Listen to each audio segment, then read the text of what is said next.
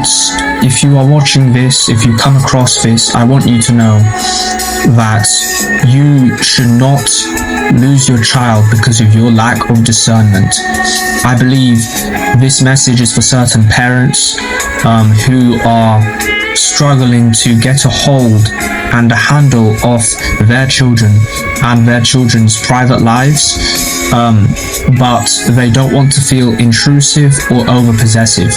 And I have a video to possibly stir you away from, drifting away in guilt. Obviously, there are a lot of things psychologically that may go through your child's head as they are transitioning into adulthood. They are at a young age where they are extremely impressionable, and any influences, outside of your family that make their way into your child's life per se, they can sometimes, not even sometimes, they will indefinitely change your child's life for the better or worse. I've seen it happen countless amounts of times, and oftentimes children, they don't understand the actual implications behind certain things that are said to them by these outside influences. You need to be an active force within your child's life, or your child will grow up completely and utterly resenting you to the fullest, because you were not able to utilize your wisdom as an adult and identify certain patterns.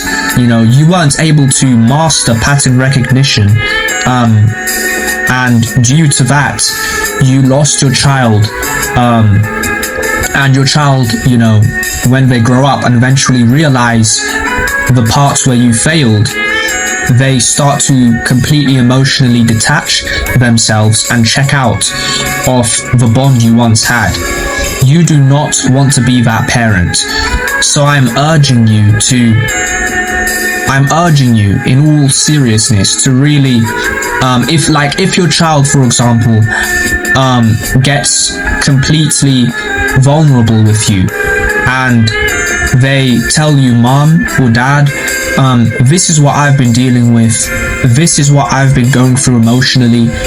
They tell you something very embarrassing and personal to them that they would never tell anybody else in a million years. Not their siblings, not their uncles, not their grandmas, not anybody else, just you.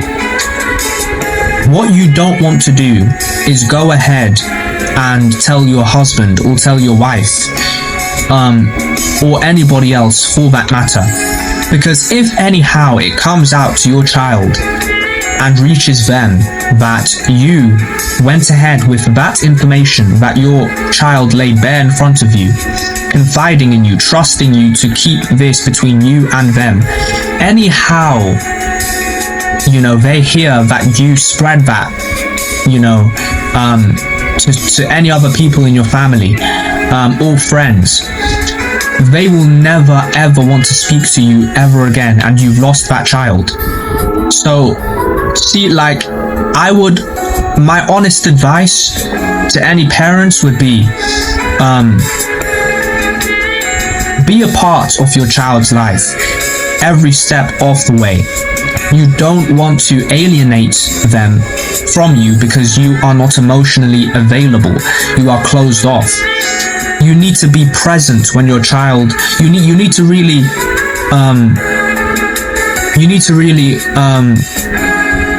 monitor these outside influences that make themselves known within your child's life, because it can be either it can cause irrevocable psychological damage, or it can end up being an okay dynamic between that outside influence, or it can end up being a good transformative thing for your child. But you still want to not be too intrusive. You still want to respect your child's autonomy, but you also want to monitor and supervise whoever comes into that child's life. Okay? And I feel like, I truly do believe the naked truth is always better than the cloaked lie. You don't want to just completely let your child down by, not putting your foot down. Because you look back at those moments when you get older and you realize, okay, I should have put my foot down at this point in his or her life.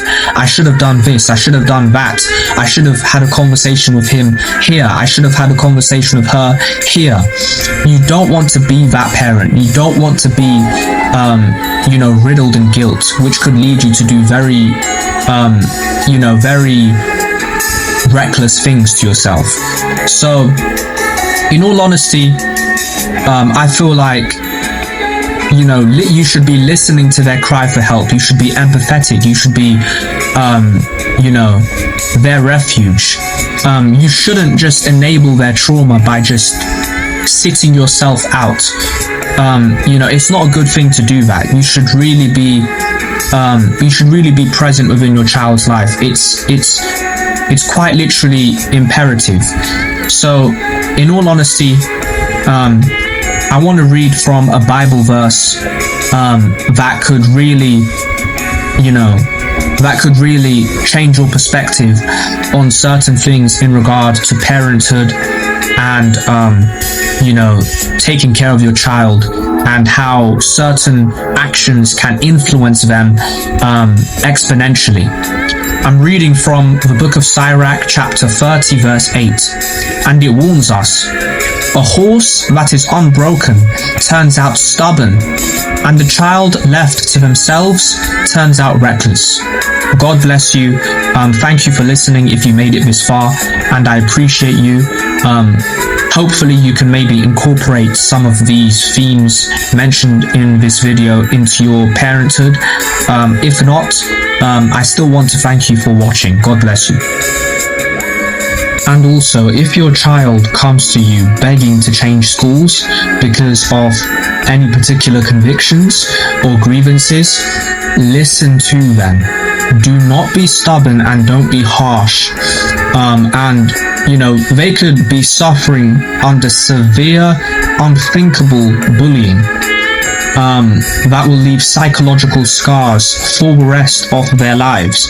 Do not let your lack of discernment, your stubbornness, and lack of ability to master pattern recognition be the catalyst for your child's developmental downfall.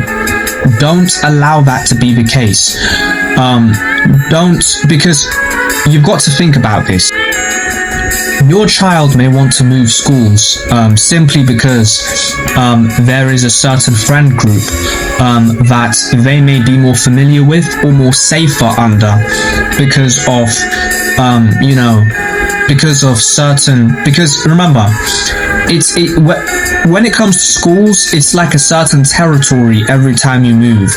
When the child first arrives to their new, in England we call it secondary school. In America you may call it high school. When they move to that high school from junior high, it's like a new territory for them, and it may seem like a very to you it may feel like, okay, my child is gonna have fun, hopefully they make new friends, but it can actually be a very rough transitional period for your child depending on different factors. You want to be very cautious and open-minded to what your child is suggesting to you. If that child wants to move schools, trust me, it is for good reason. Whatever the reason may be, it is for good reason. Just at least listen to your child. Obviously, there may be some exceptions where your child is not really measuring things well and isn't really, being logical or rational with their decision. But you need to think of the psychological, the psychological part of it. You need to think about what your child may be going through, what dynamics there are. Because trust me, bullying is not to be taken as a joke. That child may not want to indicate that they are being bullied because it's a very embarrassing topic to even bring up, to even admit. So please be mindful of their cry for help, and you have to really be compassionate and empathetic towards your child's potential struggles that they may not want to unveil to you for certain reasons. You don't want your child to be a permanent grim reminder of your failures as a parent.